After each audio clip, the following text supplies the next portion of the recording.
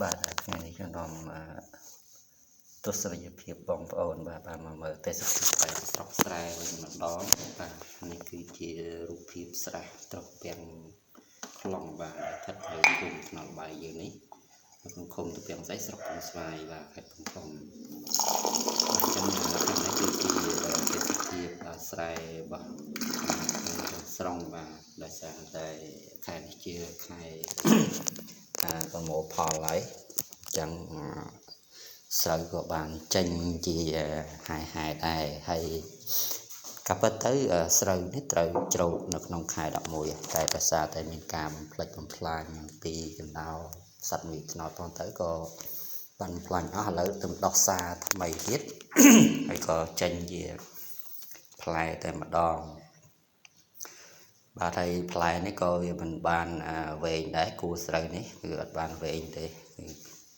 ល្មមបាទប្រហែលជាពីទឹកកន្លះហ្នឹងគូស្រូវហ្នឹងហើយជាស្ដែងនៅក្នុងគូស្រូវនីមួយៗគឺយើងឃើញថាមាន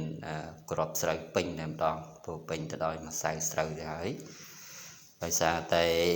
នេះជាស្រូវវគ្គ2ហើយការផ្គត់ផ្គង់ទឹកបាទបច្ចុប្បន្ននេះក៏មានគ្រប់គ្រាន់ផងដែរនៅក្នុងស្រែហើយតាក់ទងទៅនឹងត្រីនៅក្នុងស្រែក៏មានច្រើនដែរបាទមានច្រើនក្នុងស្រែនេះបាទអញ្ចឹងតាម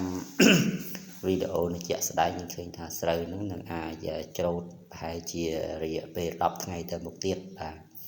ហើយវីដេអូនេះដែរគឺថតនៅថ្ងៃទី15ថ្ងៃទី16ខែវិច្ឆិកាឆ្នាំ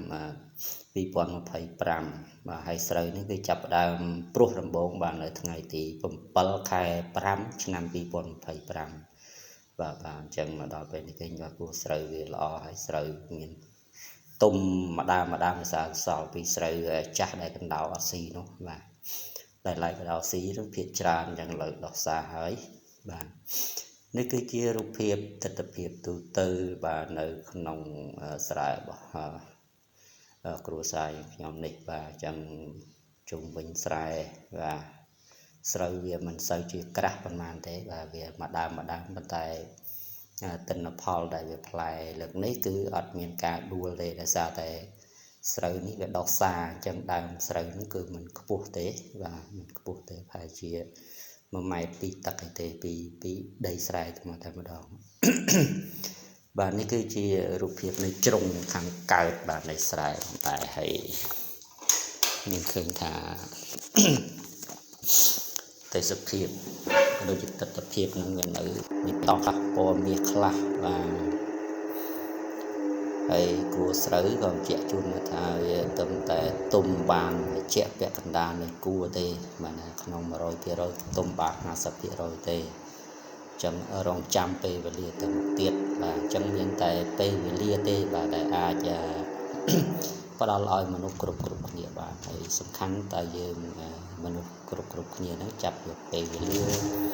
នៅក្នុងការអនុវត្តការងារអីមួយដែលអត់ពីព្រោះពេលវេលាមិនរងចាំយើងទេបាទស្របនឹងសុភាសិតខ្មែរយើងពោលថាពេលវេលាជាមាសប្រាក់ណាបាទពេលវេលាជាមាសប្រាក់អញ្ចឹងពេលវេលាចេះទៅមុខចឹងការខិតខំប្រឹងប្រែងរបស់យើងទាំងអស់គ្នាក៏ត្រូវតែបន្តទៅមុខផងដែរបាទអញ្ចឹងវីដេអូនេះក៏ជិតដល់ទីបញ្ចប់ផងដែរបាទអញ្ចឹងខ្ញុំសូមអរគុណសម្រាប់ការទស្សនានៅវីដេអូទេសភាពស្រុកស្រែបាទនៅខែវិច្ឆិកាឆ្នាំ2025នេះក៏ដែរបាទអញ្ចឹងសូមអរគុណបាទសូមជម្រាបលាបាទអរគុណ